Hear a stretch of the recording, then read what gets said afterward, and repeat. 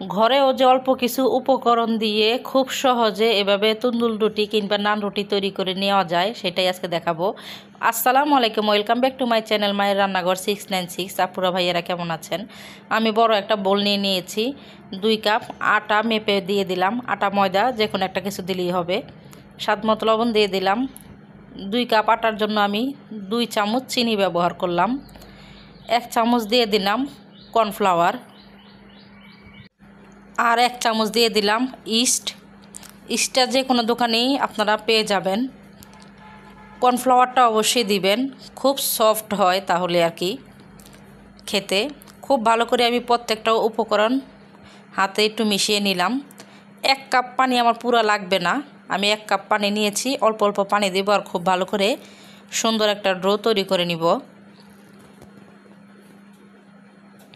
একেবারে দিব না, অল্প অল্প করে খুব সুন্দর সফট একটা ডো তৈরি করব।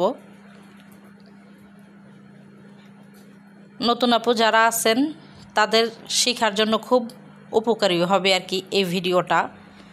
দেখেন, একবারে নরম না একবারে শক্ত না, মিডিয়াম আকারের একটা ডো আমি তৈরি করে নিয়েছি। হাতে একটু তেল মাখিয়ে খুব ভালো করে মেখে নিব এখন ডোটাকে।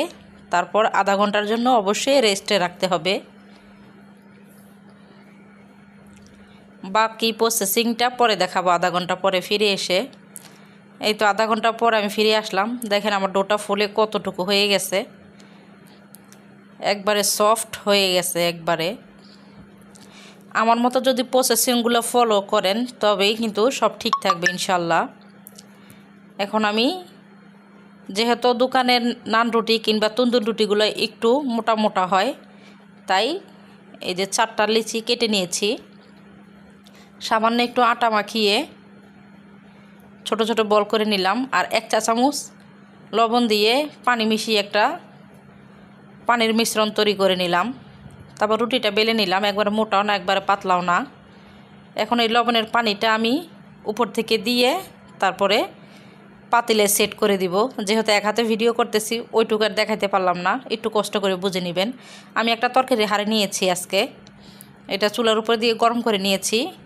তারপরে এই যে তলানিতে দিয়ে দিলাম আপনার রুটির ব্যাটারটা আর কি।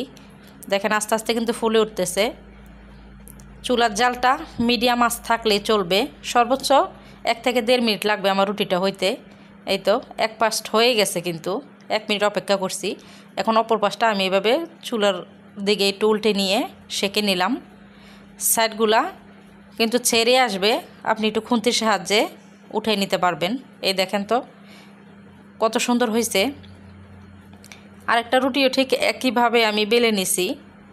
তারপর যে লবণের পানিটা উপর দিয়ে দিয়ে তারপর আবার হাঁড়িতে দিয়ে দিব। প্রসেসিংগুলো যদি ফলো করেন খুব সুন্দর করে কিন্তু তৈরি করে নিতে পারবেন দোকানের মতো নান কিংবা তন্দুর রুটি। এই তো আমার দোনো পাশ কিন্তু একইভাবে আমি তৈরি করে নিছি। এই যে খুন্তির সাহায্যে ভাবে একটু আলগে আলগে উঠাই নিলে কিন্তু উঠে যাবে। আমি একইভাবে সবগুলা তৈরি করে নিলাম, একটু পরিবেশন করে দেখিয়ে দিচ্ছি। আমার আপুরা ভাইয়ারা কে কোথা থেকে আমার ভিডিওটা দেখছেন, আশা করি আপনারা সবাই এখন পর্যন্ত আমার সাথেই আছেন। আমি গরুর মাংসের সাথে একটু পরিবেশন করে দেখিয়ে দিলাম, আর একবারে নরম তুলতুলে হয়েছে কিন্তু। আজকের মতো এই পর্যন্তই। আল্লাহ হাফেজ, আসসালামু আলাইকুম।